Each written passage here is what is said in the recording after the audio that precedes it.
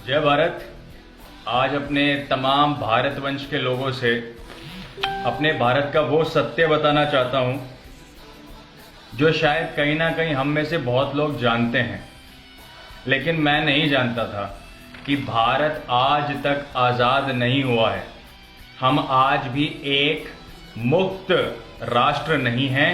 हम एक देश के, जिसे यूके कहा जाता है, उसके अधीन एक केवल राज्य है। हम कहते हैं कि भारत में लोकतंत्र है, और लोकतंत्र की जब बात आती है उसका मतलब ये होता है कि यहाँ के लोगों को, जो राष्ट्र के लोग हैं, उन पे अधिकार है कि वो भारत के लिए सत्य बता सकते हैं। लोगों का जहां शासन होता है उसे लोकतंत्र कहा जाता है। आपका एक वोट आपके आने वाले भविष्य को तय करता है। यहां पर सब समान माने जाते हैं, जिनमें fraternity, liberty, equality, law and order सबके लिए समान होते हैं, वो लोकतंत्र कहा जाता है।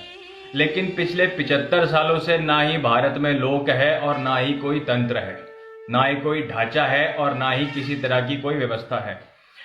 मैं ये मान ही नहीं सकता कि पिछले 75 साल में किसी को ये ना पता हो कि भारत आज तक आजाद नहीं हुआ। अब पहला प्रश्न तो यहाँ केवल यही खड़ा होता है कि भारत के लोगों को ये सत्य आज तक सार्वजनिक तौर पर किसी भी तंत्र ने क्यों नहीं बताया। और आज मैं आपसे ये इसलिए कह रहा हूं कि जब मैंने ये बातें पढ़नी शुरू करी और कल जब मुझे इसका एक ठोस सबूत मिला, तो मैं आज अपने युवा के सामने इस सत्य को भी रख रहा हूं। और मेरे फिर अंत में कुछ प्रश्न भी होंगे जो आने वाले 5 से 10 सालों में भारत की आने वाली नींव को एक राजमार्ग क्या देना है वो तय करेंगे। मेरे पास कल एक ये डॉक्यूमेंट मैंने फेसबुक से डाउनलोड किया, और ये है हमारे पहले प्रधान जो रहे भारत के, न्यू दिल्ली 28 अप्रैल 1948 में जब भारत आज़ाद हो रहा था, तो हमें ये बताया गया कि भारत ने आज़ादी लड़ कर ली, छीन कर ली। किसी ने कहा कि भारत की आज़ादी तो हमें चरखा चला कर मिल गई। लेकिन ये दोनों बातें कितनी सत्य है वो इस कुछ 5 या 7 लाइनों में पता चल जाता है। ये इंग्लिश संवाद है, मैं आपको इसका हिंदी संवाद पढ़कर बताता हूं। 1948 में जो डॉक्यूमेंट पास हुआ भारत की आज़ादी का, वो ये था कि जवाहरलाल नेहरू महामहिम के प्रति अपने विनम्र कर्तव्य को प्रस्तुत करते हैं, और आपके पास अपनी महिमा के अनुमोदन के लिए भारत के डोमिनियन में महामहिम मंत्रियों के प्रस्ताव को प्रस्तुत करते हैं। श्री चक्रवर्ती राजगोपालाचारी पश्चिम बंगाल के राज्यपाल हैं। भारत ने बर्मा के महामहिम एडमिरल द अर्ल माउंटबेटन द्वारा उसे कार्यकाल के विध्वंस पर सक्षम किया है।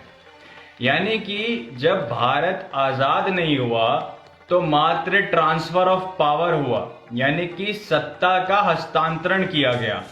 उसमें कुछ शर्तें रखी गई कि भारत अभी तक एक इंडिपेंडेंट नेशन नहीं है, मात्र एक डोमिनियन है। डोमिनियन का मतलब होता है एक छोटा सा राज्य, और ये छोटा राज्य किसके अधीन है? यूनाइटेड किंगडम के, यूके के अधीन है। तो भारत आज भी आजाद नहीं है। भारत आज भी यूके के अधीन एक छोटा राज्य है, और ये भारत के तमाम युवा को समझना पड़ेगा कि हम 15 अगस्त क्यों मना रहे हैं, सरकारी प्रशासन व्यवस्थाएं क्या कर रही हैं, लॉ एंड ऑर्डर कौन संभाल रहा है। और अगर भारत में ये सत्य है तो भारत के युवा को आने वाले समय में अपनी आजादी के लिए एक बहुत बड़ी लड़ाई करनी है। लेकिन उससे पहले मेरे सामने कुछ चंद प्रश्न हैं, और ये प्रश्न भारत के तमाम युवा के होंगे और भी इसमें कई चीजें निकल कर आ सकती हैं, लेकिन मैं केवल पहले 11 प्रश्न ले रहा हूं जो मुझे इस समस्या से पता लगे। पहला प्रश्न, आजाद नहीं है अगर तो होंगे कैसे? इस पे भारत के हर राष्ट्र के लोगों को चिंतन करना है कि अगर भारत आज तक आजाद नहीं हुआ है तो आगे होगा कैसे, उसके लिए राष्ट्र के लोगों को क्या करना है। दूसरा प्रश्न है, नहीं कर पाए तो क्या आज भी हम गुलाम ही हैं? यह दूसरा प्रश्न है। तीसरा प्रश्न, कितने समय के लिए हस्तांतरण किया गया है? क्योंकि जब ट्रांसफर ऑफ पावर किया जाएगा, समझ लीजिए उदाहरण के तौर पर अगर मेरा एक घर है और मैंने वहां पे राज किया और फिर मैं उस घर का एक हस्तांतरण किसी और को दे जाऊं और ये कहूं कि मैं तो यहां से जा रहा हूं लेकिन ये घर तेरे हवाले करके जा रहा हूं कि जब तक मैं यहां वापस ना आऊं तब तक इसकी कार्य प्रणाली तुझे संभालनी है, तो उसके लिए मैं एक समय तय करूंगा या नहीं करूंगा? अगर समय तय है तो क्या है, और अगर नहीं है तो ये उससे भी बड़ी जलालत है। चौथा प्रश्न, हस्तांतरण का समय पूरा होने के बाद क्या? अगर कोई एक तय अवधि करी गई है कि भारत इतने साल के लिए लीज पर रहेगा या नहीं रहेगा, अगर वो समय पूरा हो गया तो भारत की आजादी का क्या? ये एक और भारत के युवा के सामने सबसे बड़ा प्रश्न है। ये निर्णय कहां लिया गया? पांचवा प्रश्न, हमारी आजादी का, भारत की स्वतंत्रता का, जिसके लिए हमारे पूर्वजों ने अपना रक्त बहाया, हमारे पूर्वज वीर गति को प्राप्त हुए, इतनी संपत्ति नष्ट हुई, अरबों खरबों रुपए भारत ने आजादी के आंदोलन के लिए खर्च किया, उन सब का क्या? ये निर्णय जो लिए गए हैं ये किनके बीच समझौता हुआ, कहां समझौता हुआ, ये फिर एक बड़ा प्रश्न है। इसके सारे सबूत, जो ये ट्रांसफर ऑफ पावर हुआ है, सत्ता का हस्तांतरण, इसके दस्तावेज कहां हैं? और अगर हैं तो ये भारत के लोगों के सामने आज तक सार्वजनिक क्यों नहीं किए गए? चाहे पिछले तंत्र की सरकारें हो या वर्तमान तंत्र की, भारत के सामने सच क्यों नहीं है? इसके बाद आता है कि अगर ये सब कुछ सत्य है तो ऐसा तो हम मान ही नहीं सकते कि किसी भी तंत्र की सरकार को इस सच के बारे में ना पता हो। तो अगर पता था तो अब तक सरकारी तंत्र क्या कर रहा था? अगर भारत में लोकतंत्र है, जहां लोगों का तंत्र है, वहां उन्हें अंधेरे में क्यों रखा गया?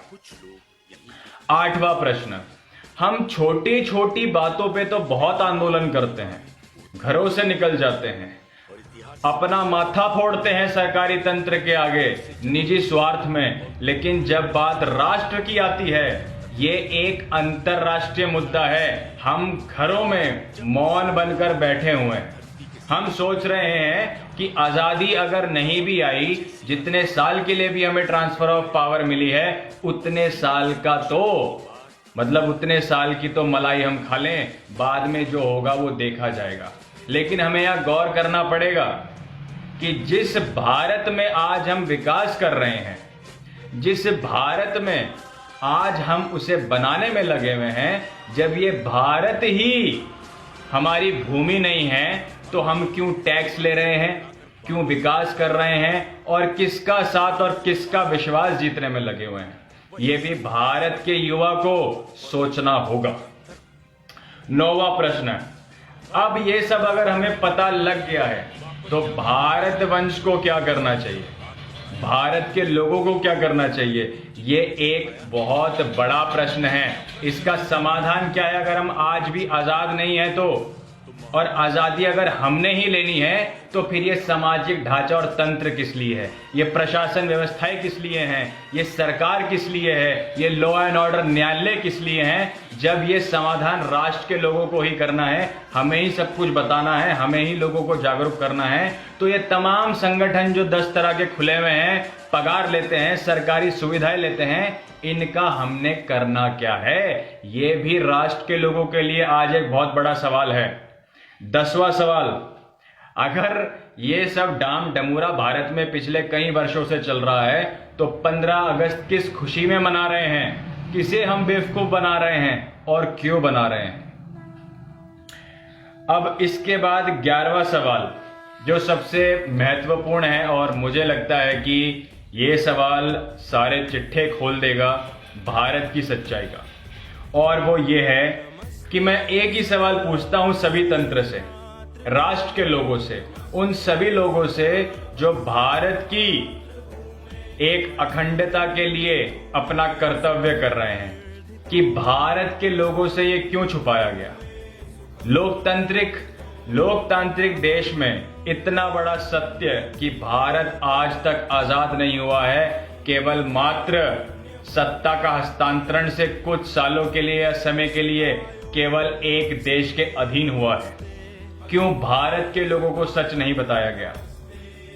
ये सवाल भारत का हर युवा आज एक तंत्र से मांग करता है, पूछता है कि हमारी क्या गलती थी, हमारे पूर्वजों की क्या गलती थी, इस भारत में अगर हम पैदा हुए हैं तो हमारी क्या गलती थी, हमसे सच क्यों नहीं बताया गया। हमने आप पे विश्वास किया, आपके साथ हर चीज में समर्थन दिया, हमारे पूर्वजों ने समर्थन दिया, और इतना बड़ा सत्य भारत के लोगों से ही क्यों छुपाया गया।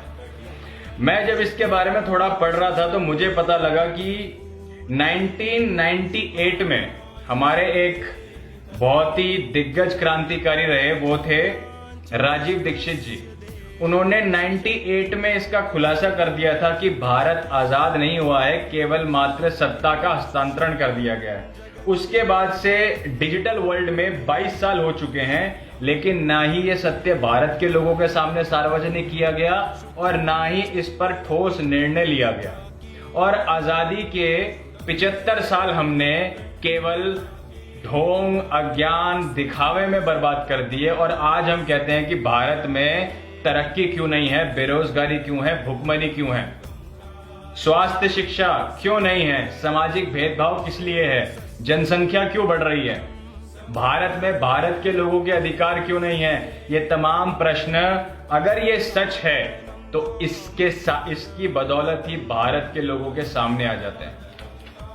क्योंकि अगर ट्रांसफर ऑफ पावर हुआ है, दैट मीन्स जितने भी भारत में आज ये तंत्र चल रहे हैं, ये सारे के सारे अंग्रेजी शासन के तंत्र हैं। चाहे आपका वो लोकतंत्र पैटर्न हो, संविधान हो, न्यायपालिका हो, पुलिस प्रशासन हो, या जितने भी कार्य प्रणाली सरकारी तंत्र से चल रहे हैं, ये सारे के सारे अंग्रेजों की देन है, और उसी का ही हस्तांतरण हमारे कुछ चंद सरकारी लोगों ने 1947 में किया। और यहां से केवल एक ही कंपनी गई जिसे ईस्ट इंडिया कंपनी के नाम से जाना गया, जिसने भारत के लोगों को लूटा, गुलाम बनाया, अपनी प्रशासनिक व्यवस्थाओं की ताकत से भारत के लोगों का अर्थ छीनकर, मतलब व्यवसाय छीनकर, उन्होंने तमाम राज्यों में अपनी हुकूमत स्थापित की। और देखते ही देखते 50 से 60 सालों में सारा व्यवसाय उन पर चला गया, और उन्होंने 200 से 250 साल भारत पे प्रशासनिक तौर पर अपनी हुकूमत चलाई। और आज भी हम उसी अंग्रेजी तंत्र के साथ भारत में जी रहे हैं, और यही अंग्रेजी तंत्र खत्म करने के लिए हमारे पूर्वजों ने अपने प्राणों की आहुति दी। और 75 साल बाद भी आज हम जहां से चले थे उससे भी बदतर जगह पर पहुंच गए हैं। लेकिन हमारी जो नपुंसकता है वो ये है कि हम घर में बैठकर मुंह में दही जमा कर रहना चाहते हैं। मैं पता है आज आपसे सत्य क्यों कह रहा हूं, क्योंकि मैं समाज से हूं, समाज मुझसे नहीं है। तो जो समाज के लिए ठीक होगा वो मेरे लिए बेहतर होगा, जो समाज के अनुकूल नहीं होगा वो मेरे जीवन के पतन का कारण बनेगा। तो अगर जिम्मेदारी भारत के युवा ने लेनी है, अगर जिम्मेदारी जो सत्य भारत के लोगों ने ही पता करना है, राष्ट्र को बताना है, तो किस तरीके से भारत के लोकतंत्र को चलाया जा रहा है, फिर सामाजिक व्यवस्थाएं किस लिए बनाई गई हैं, फिर भारत में कानून, नियम, सरकारी तंत्र ये क्यों किया जा रहा है, हम भारत को कहां लेकर जाना चाहते हैं। हम भारत को आज तक आजाद नहीं करा पाए और हम बड़ी बड़ी बातें करते हैं। हम अपने भारत वंश को नहीं बचा पा रहे, हम बड़ी बड़ी बातें करते हैं। हम अपनी भूमि को नहीं बचा पा रहे, हम बड़ी बड़ी बातें करते हैं। तमाम देशों में जो काम बहुत पहले ऊपर वो उठ चुके, आज पूरे विश्व में देखिए सामाजिक भेदभाव एक बहुत बड़ा विषय है, लेकिन वो बिजली, पानी, स्वास्थ्य, शिक्षा, कौन सा देश ऐसा है जो गुलाम नहीं बना। चुनौतियां तो सारे देशों में आई, लेकिन वो पूर्ण स्वराज लेकर हटे। और भारत तो ना पूर्ण स्वराज ले पाया, ना भारतीय रह पाया, ना ही अपने तंत्र से चल पाया। और ये सब कुछ जानने के बाद भी अगर हम अपने इन्हीं विचारों के साथ जीते रहेंगे, तो आपको क्या लगता है कि आने वाले समय में आप जिस पीढ़ी को पैदा कर रहे हो, पढ़ा रहे हो, क्या वो बच पाएगी? नहीं। कोई ताकत नहीं है जो भारत में इस व्यवस्था के साथ जिए और आगे चलकर बच पाए। जिस तरह से 75 साल भारत के बीते हैं और जिस तरह से अब बीत रहे हैं, हम तो पतन की ओर ही जा रहे हैं। ये राष्ट्र के युवा को सोचना पड़ेगा, समझना पड़ेगा कि अगर भारत में तांत्रिक व्यवस्थाएं इतनी कमजोर हैं जो भारत का सत्य भी पता नहीं कर सकती, तो ये भारत के लिए सबसे बड़ी जलालत है। और लोकतांत्रिक देश में जब लोगों का समूह, लोगों की ताकत जमीनी स्तर पर नहीं होगी, ये पतन और बढ़ेंगे और राष्ट्र का पतन जितनी जल्दी होना होगा उससे भी कई गुना ज्यादा जल्दी होगा। तो भारत का युवा, तमाम राष्ट्र और अंतरराष्ट्रीय स्तर पर जितने भी भारत वंश के लोग रह रहे हैं, युवा हैं, वो इसका चिंतन करे।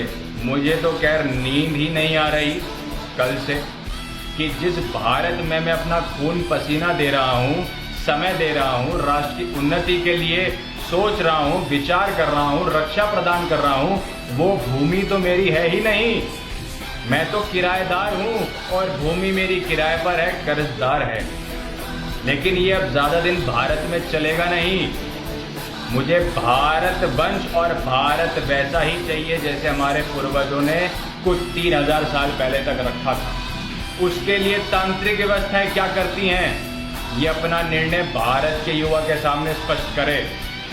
नहीं तो आने वाली क्रांति मां भारत से ज्यादा बड़ी होगी। जय भारत।